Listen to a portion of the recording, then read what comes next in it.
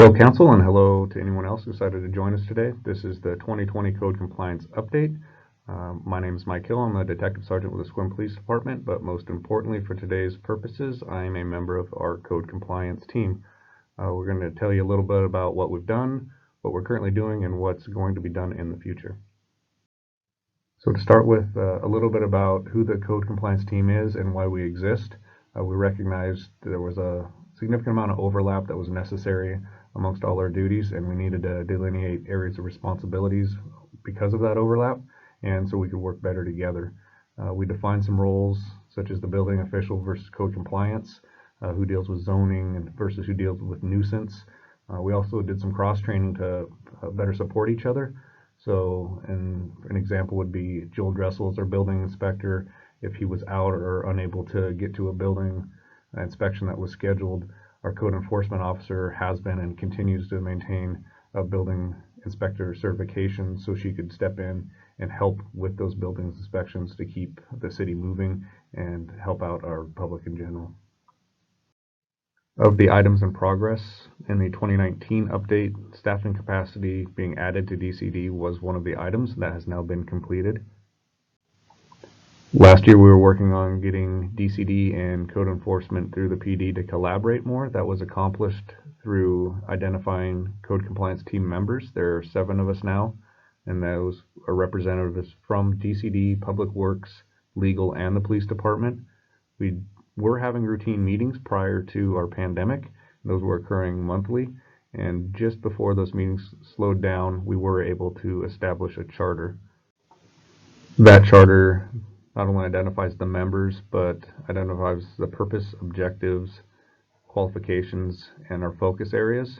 And you'll see our objective listed there, which is of the code compliance team to work with the public on compliance of our city codes through education, awareness, voluntary compliance, and enforcement. The code compliance team continues to use the tracking spreadsheet that we began last year. We've refined some processes and also eliminated some forms and combined some forms, so there are less items to keep track of, and they're easier to complete by the public and the staff. And the spreadsheet just mentioned was a stopgap for a software solution that IT is still looking for. It has been narrowed down significantly, and we've also identified there's some greater needs. It turns out that finance is also looking for some new software, and we've identified some that works well amongst departments, not only code compliance and finance, but can also be used with other departments such as Public Works. Clearly the COVID-19 pandemic has affected all of us, but we thought it'd be relevant to bring some of those effects specifically to code compliance and inform you of those. Those being there was a delay in an abatement process. Evictions were prohibited in many cases, so if you had a homeowner trying to bring a residence into compliance, but the tenant was slowing down that process, they couldn't necessarily evict the tenant in many cases. There were clearly financial constraints that we were concerned about with the costs of hiring people to do repairs, dump costs of getting rid of trash. In the cases that we had going, where people had fines and had requested court hearings, there were significant court delays, which pushed some of those processes that would only take a couple of weeks out into a several months long process. Something that the code staff didn't necessarily predict was the number of inquiries about COVID-19 regulations. We became the go-to in the city when people had questions of what the new rules were, what they could do, what was allowed, was not. If they thought businesses were not compliant, our code compliance within the city dealt with most of those questions and referred the ones we couldn't answer to the correct agencies that could. That took a significant amount of time that kept us from doing some of the other things that were on our plan. And lastly, there was a significant adjustment to working remotely and becoming proficient with technology. Fortunately, our IT was able to get us up and running and keep us going. We've now had virtual meetings since to keep that collaboration going between departments, and just overall learning to work with the public in a new, safe way. So a lot of that face-to-face contact was now done over the telephone, and you'll see later on about some of our more proactive work had to slow as well, just out of safety concerns. Of the items on hold, you'll notice this list looks similar to what it did in 2019. That's not to say nothing was done, it's just that these items were placed back on hold after some work was done on them. We found the property maintenance code and the rental property registration are linked in many areas, and after determining how large of an undertaking it is and some of the extreme measures called for, such as a duty to enforce, that may require us to change wording in the Sequim Municipal Code.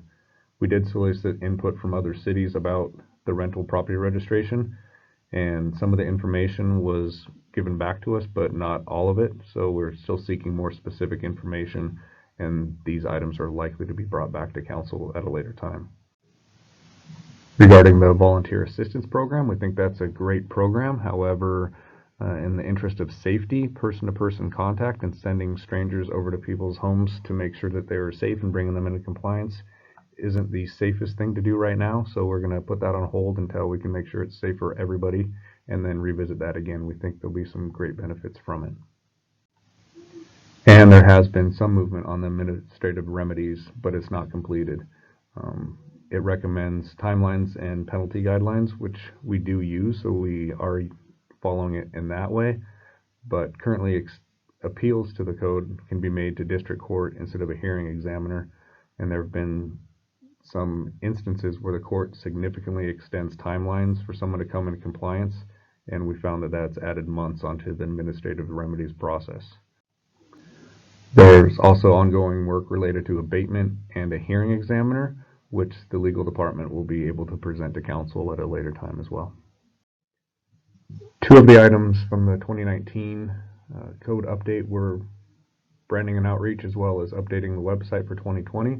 What you see here is the recently updated City of Sequim Code Compliance webpage. The last one was pretty vague. This one gives specific issues that people call about that we've identified as some of the primary issues, as well as the specific person to contact if you have questions about that. Hopefully this will reduce a lot of the phone tree that we've seen in the past and get you to the person that can address the needs of the public the first time they call in. What you're seeing here is the code compliance form that you will see on our website that the public can complete and forward to us. It is also used in-house, so we have the same forms being used rather than several different ones as we've had in the past. The form itself has been updated to have multiple uses, and it replaces a bunch of the other forms that we used to use.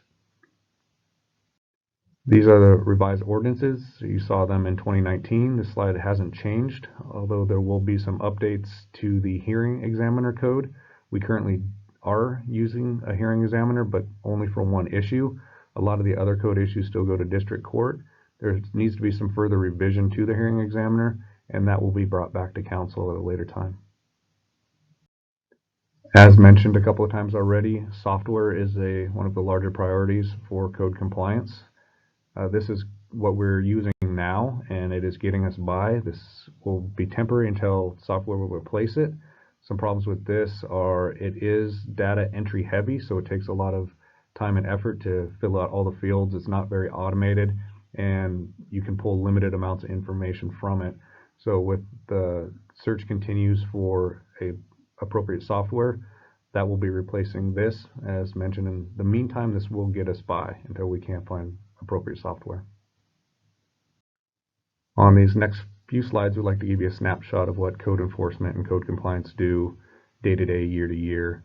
There's two ways of reporting to code compliance. One of them is calling the city directly, and then you'll be routed to the appropriate department. The other is people can call through our police dispatch center, and those types of calls usually get dispatched to our code enforcement officer, Lisa Hopper, who resides within the police department.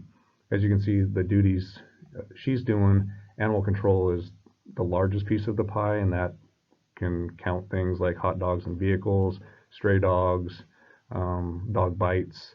As you can see, she also deals a lot of parking and abandoned vehicle complaints, and that can be education to towing a vehicle.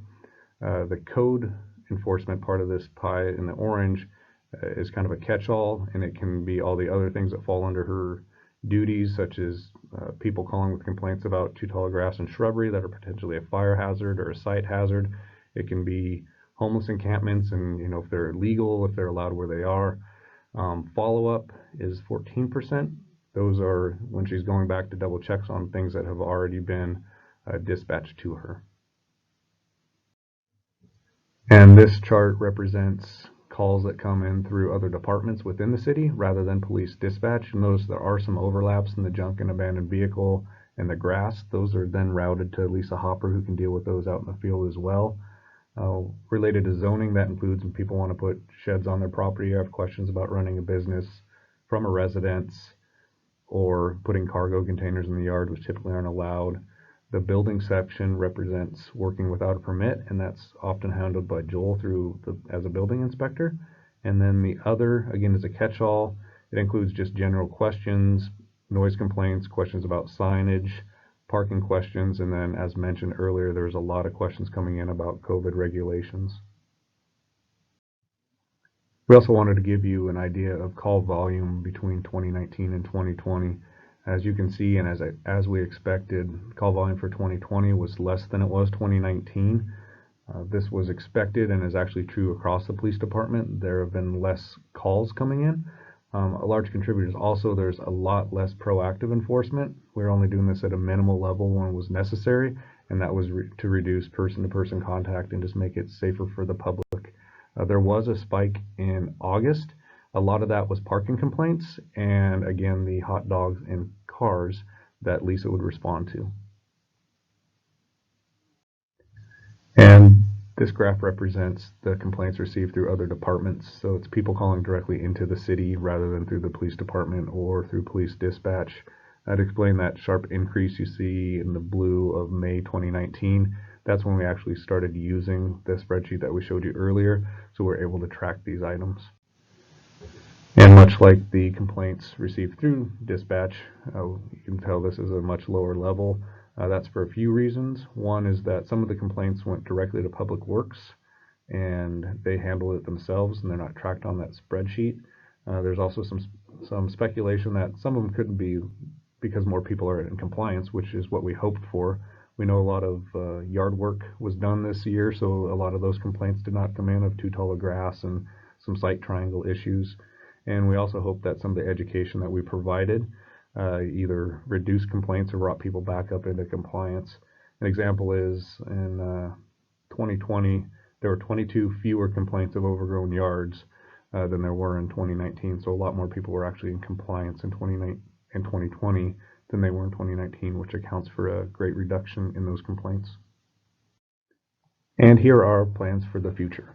One of our major goals is to obtain that tracking reporting software that we talked about previously. Anthony Martin from IT and Barry from DCD will continue to collaborate. As mentioned, they are narrowing down on some products, and they've identified some that can work across departments, and that's really what we're going for, to streamline a lot of process. As mentioned, we already did define some roles and responsibilities and identify members. We got a good start on that until we were put on pause. So we want to continue that. We have a good team and we work well together. And the longer we work together, we'll become more efficient and be able to help a lot more. If you put those two previous comments together, this is what happens in the third one, is we're using technology to increase efficiency and effectiveness by enhancing communication amongst us and the community, and that can be done through mapping, through reporting, a much more streamlined process. People will have to go through less steps, and hopefully those steps will be a lot easier to complete. And also, as mentioned earlier, we had a lot of different forms through different departments, and we consolidated that. We now have legal involved in this team as well, so they're going to do a review of forms to make sure it not only meets our needs in code compliance, but it meets the needs for legal processes later. And lastly, we're going to continue to find the administrative remedies. There's progress been made on that. As mentioned, a hearing examiner is the next step, and that will be brought to you later on. So there you have our code compliance update for 2020. Thank you for your attention. This is a bit of an experiment with a pre-recording, so we're going to have some way to loop in feedback for you. So if you have any questions, we have 7 people on the team that are able to find the answers for you and get them back. So thank you again.